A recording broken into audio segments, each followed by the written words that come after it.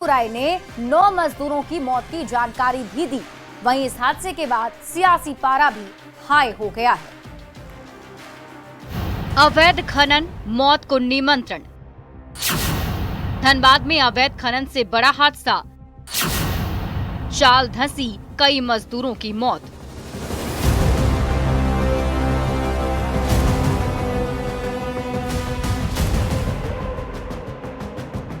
जी हां, धनबाद के केशरगढ़ में उस वक्त अफरा तफरी का माहौल हो गया जब अवैध रूप से कोयला खदान में खनन के दौरान चाल के धंसने से कई मजदूर दब गए और काल की गाल में समा गए।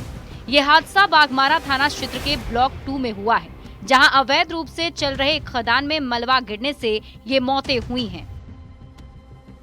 जेडीयू विधायक सरयू राय ने ट्वीट कर बताया कि जमुनिया नाम के स्थान पर चाल धंसने से आज रात 9 मजदूरों की मौत हो गई। अवैध खनन माफिया शव निपटाने में लगे हैं। सरयू राय ने बताया कि उन्होंने इसकी सूचना धनबाद एसएसपी को दे दी है। प्रत्यक्षदर्शी के अनुसार चुनचुन नाम का खनन माफिया प्रभावशाली संरक्षण में अवैध खनन करा रहा था। वहीं इस मामले में स्वास्थ्य मंत्री इरफान अंसारी ने बीसीसीएल और कोयला माफियाओं पर सवाल खड़े कर उच्च स्तरीय जाँच की मांग की है और पीड़ित परिवार को उचित मुआवजा दिलवाने की बात कही है।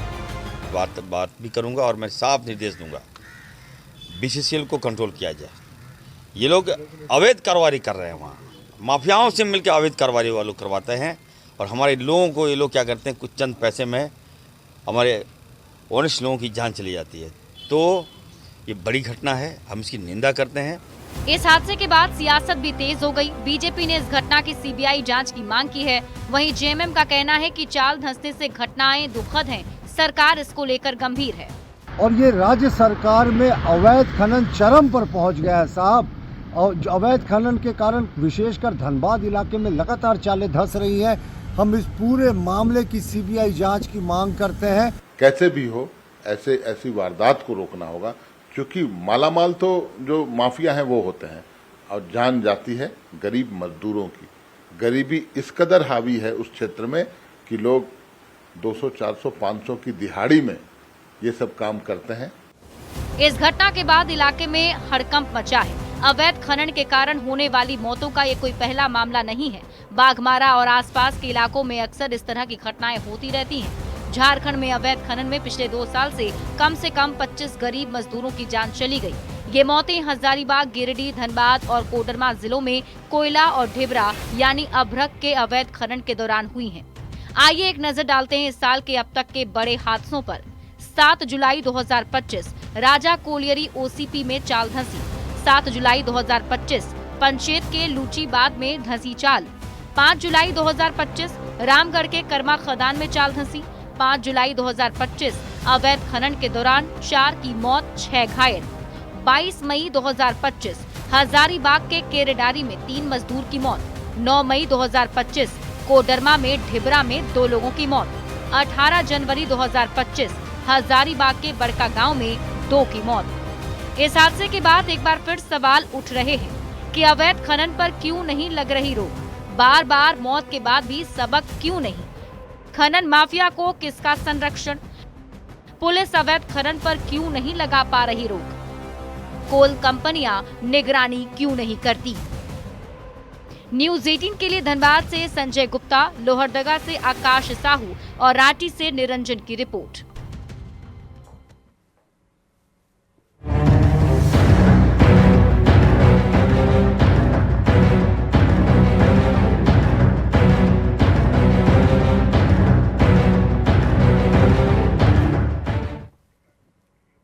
और अब रुख करते हैं अगली खबर की ओर। सिमडेगा में बच्ची से बर्बरता का मामला तूल पकड़ता जा रहा है।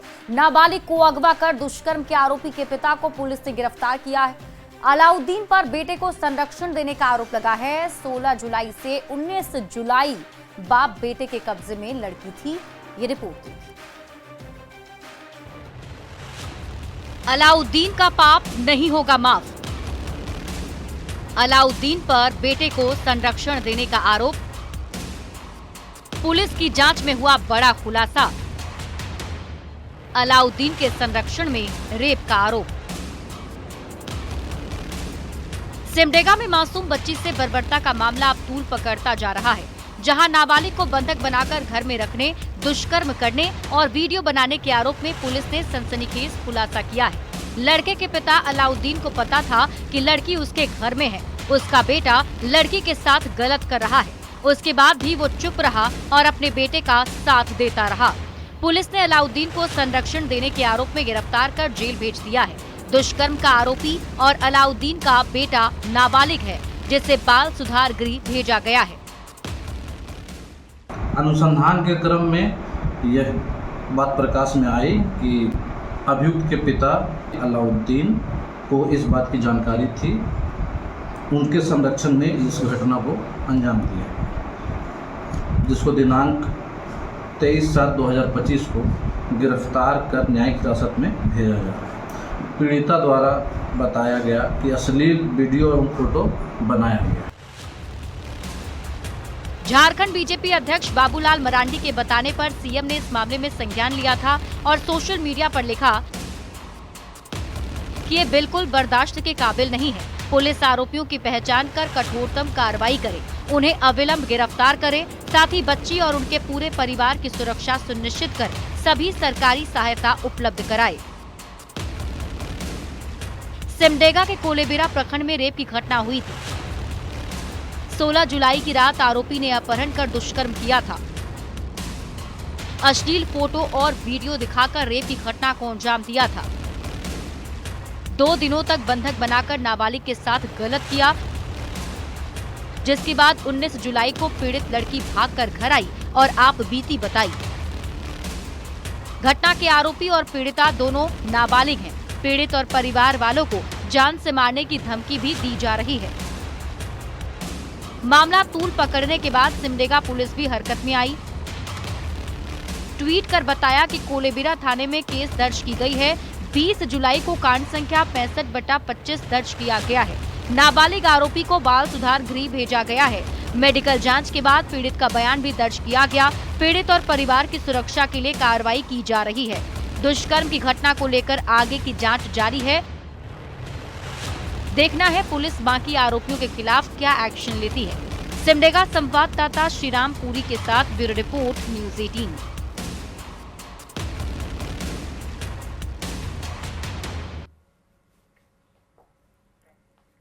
रांची में साइबर अपराधियों ने 2 बड़ी आबादी को अपना सॉफ्ट टारगेट बना लिया है, बुजुर्ग और युवा। आंकड़े चौंकाने वाले हैं। बड़े अमाउंट की ठगी में बुजुर्ग फंस रहे हैं, जबकि युवाओं को ऑनलाइन ट्रेडिंग और पार्ट टाइम जॉब्स के नाम पर झांसे में लिया जा रहा है। इस रिपोर्ट में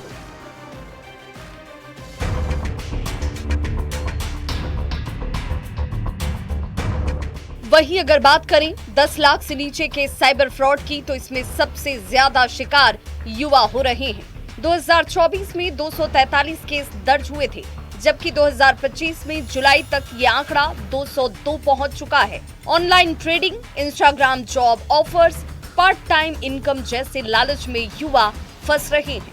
यंग जनरेशन वाले लड़के चाहते हैं कि माने बहुत तेजी से ज़्यादा पैसा कमा लें, और खाली समय में जब बैठे रहते हैं तो ऑनलाइन जॉब के प्लेटफॉर्म सर्च करते हैं। कभी कभी उनको मैसेज आ जाता है व्हाट्सएप के माध्यम से, नॉर्मल मैसेज भी आ जाता है। ये आंकड़े आपको जरूर देखने चाहिए। रांची साइबर थाने में 2025 में दर्ज हुए केस के अगर आंकड़ों को देखें तो जनवरी में 24 केस दर्ज हुए, फरवरी में 21 मामले, मार्च में 22 केस, अप्रैल में 33 केस, मई में 35 केस, जून में 39 मामले, जुलाई अभी तक 26 केसेस दर्ज किए गए हैं।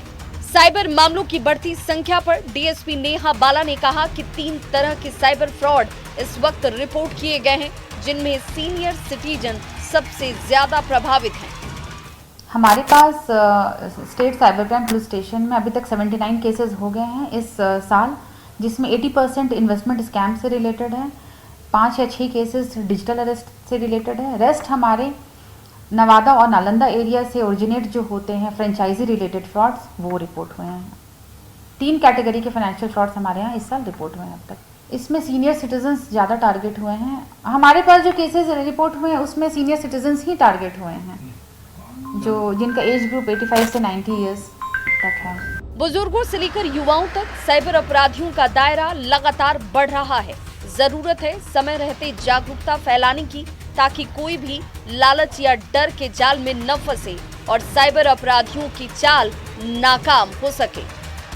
रांची से न्यूज़ 18 के लिए ओम प्रकाश की रिपोर्ट। झारखंड से राज्यसभा सदस्यों के स्थानीय क्षेत्र विकास निधि के तहत 109 करोड़ रुपए से अधिक की राशि आवंटित की गई, लेकिन इसमें से केवल 45 करोड़ रुपए यानी कि 41.41% ही कर्ज पाए हैं। ये आंकड़ा दर्शाता है कि सांसदों ने विकास कार्यों के लिए उपलब्ध धन का आधे से भी कम उपयोग किया है, जिससे कई योजनाएं अधूरी रह गई हैं। किसी भी सांसदों का उनका अपना जो फंड होता है, विवेकाधीन फंड, जिससे वो क्षेत्र की किसी भी क्षेत्र में वो विकास के काम कर सकते हैं। अगर वो खर्च नहीं हुआ है तो बहुत दुखद है, और मैं समझता हूं परफॉर्मेंस ऑडिट होनी चाहिए। हर दल के लोग दल के अंदर ही करें। हम अपने आप को भी बोल रहे हैं, अगर हमारे सांसदों ने वैसा नहीं किया है तो हमें भी देखना होगा और उनसे कारण परीक्षा की जाए, पूछा जाए।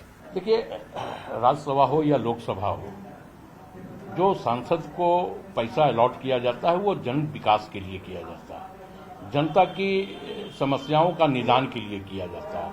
और हमें लगता है कि तमाम जनप्रतिनिधियों को इस पर संजीदगी के साथ काम करना चाहिए, चाहे वो किसी भी राजनीतिक दल के जनप्रतिनिधि हों। जो पैसा उनको अलॉट किया जाता है, अगर उस पैसे से अगर वो जनता का विकास करते हैं, अपने क्षेत्र का विकास करते हैं, तो स्वाभाविक तौर पे इसका लाभ सीधा राज्य के या देश के अंतिम पैदान पर बैठा व्यक्ति को प्राप्त होता है। इससे स्पष्ट है कि झारखंड मुक्ति मोर्चा की जो सोच है वो विकास विरोधी सोच है, और जो योजनाओं को चाहे विकास के पैसे हों, इसको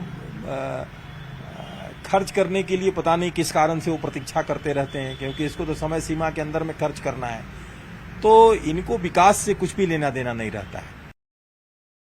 और इसी के साथ इस